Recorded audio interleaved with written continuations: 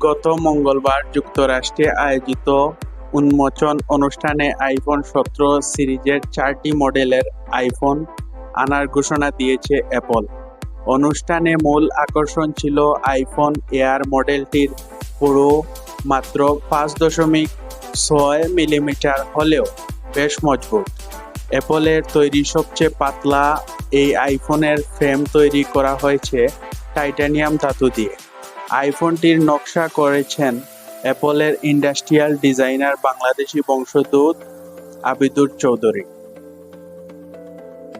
আবিদুর চৌধুরীর linked in অ্যাকাউন্টের তথ্য মতে তিনি যুক্তরাজ্যের লাফোর্ড ইউনিভার্সিটি থেকে প্রোডাক্ট ডিজাইন অ্যান্ড টেকনোলজি নিয়ে পড়াশোনা করছেন।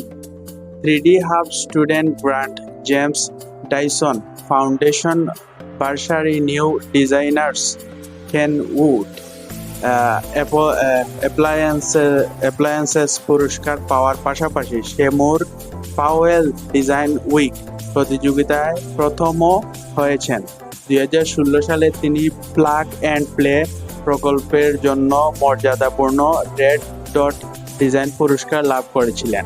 আবিদুর চৌধুরী তার কর্মজীবনের শুরুতে যুক্তরাজ্যের কেমব্রিজ কনসালটেন্ট ও কার্ভেন্টায় ইন্টার্নশিপের মাধ্যমে অভিজ্ঞতা অর্জন করেন।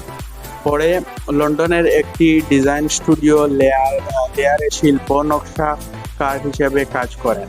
বিভিন্ন এজেন্সি, স্টার্টআপ ও উদ্ভাবনী প্রতিষ্ঠানের সঙ্গেও কাজ করেছেন তিনি। 2019 সালে আবিদুর ক্যালিফোর্নিয়ার অ্যাপলে একজন শিল্প নকশাকার হিসেবে যোগ দেন। এরপর থেকে তিনি অ্যাপলের সবচেয়ে উদ্ভাবনী ডিভাইস তৈরির দলে সদস্য হিসেবে কাজ করছেন। সদ্য উন্মোচিত আইফোন এয়ারও তারও কাজেরই একটি অংশ। 2018 সালে আবিদুর IMG নামের একটি প্রকল্প শুরু করেন। ডিজিটাল ক্যামেরাকে নতুন আঙ্গিক দেওয়ার চেষ্টা করেন তিনি। একটি ক্যামেরাকে ফটোগ্রাফির মতোই ব্যক্তিগত ও অভিব্যক্তিপূর্ণ করে তোলার উপায় খুঁজে বের করেন আবিদুর। নিজের ওয়েবসাইটে আবিদুর লিখেছেন, আমার জন্ম লন্ডনে, বড় হয়েছি ইংল্যান্ডের দক্ষিণ উপকূলে। যখন আমি